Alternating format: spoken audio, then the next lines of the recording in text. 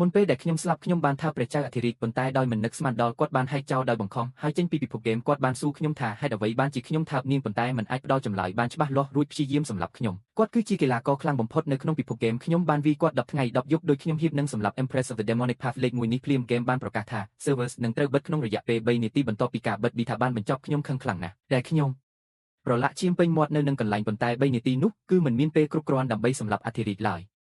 ដូចលឺយ៉ាសេគិតថាគាត់ចិត្តស្លាប់គាត់ស្រាប់តែឃើញទស្សនវិជ្ជាដែលធ្វើឲ្យគាត់ភ្ញាក់ផ្អើលបរោះមុនស្លាប់គាត់បានសាយដូចឈួតហាក់ដូចជាវង្វេងស្មារតីរួចបោះដាវអមតៈដែលគ្រប់គ្នាប្រាថ្នាចង់បានរាប់មិនអស់ទៅក្នុងសមុទ្រគ្មានព្រំដែនភ្លាមនោះថាមពលខាងវិញ្ញាណរបស់គាត់បានខ្ចាត់ខ្ចាយរលាយសាបសូន្យឲ្យនៅអ្វីដែលមនុស្សគ្រប់គ្នាប្រាថ្នាចង់បាន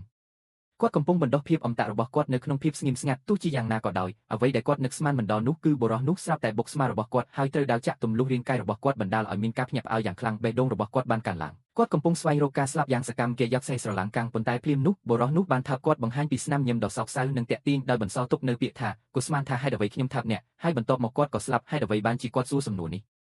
ខួរក្បាលរបស់គាត់ដោយចិត្តណាប៉ុន្តែមិនអាចយល់បានមានអារម្មណ៍ឈឺចាប់ដែលមិនអាចទ្រាំបានប្រៀបបាននឹងស្រមោច1000ក្បាលកំពុងខំបេះដូងរបស់គាត់នៅស្ងៀម1000ឆ្នាំហើយ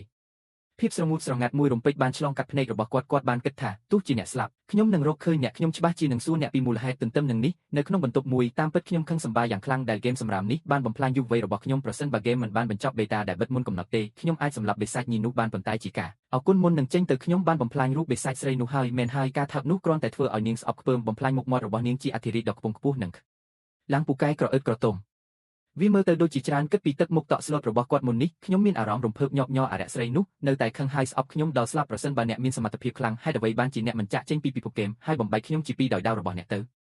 រំពេចនោះខ្ញុំមានអារម្មណ៍ថាអ្នកធ្វើឲ្យខ្ញុំញ័រមិនទាន់ដល់រដូវស្លឹកឈើជ្រុះផងហេតុអ្វីខ្ញុំត្រជាក់ម្លេះរំពេចនោះពន្លឺដល់ត្រជាក់មួយហើយទូរស័ព្ទនៅក្នុងដៃរបស់ខ្ញុំត្រូវបានកាត់ជាពីរដោយដាវតែមួយ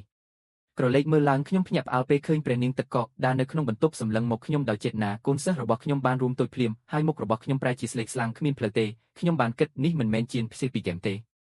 តើនាងអាចបង្ហាញខ្លួននៅក្នុងពិភពពិតដោយរបៀបណាដោយឃើញទឹកមុខដ៏រន្ធត់និងតក់ស្លុតរបស់បុរសនោះគេយ៉ាក់ស៊ីមានអារម្មណ៍រីករាយយ៉ាងចម្លែកប៉ុន្តែពេលនោះចិញ្ចើមរបស់នាងបានឡើងប៉ោង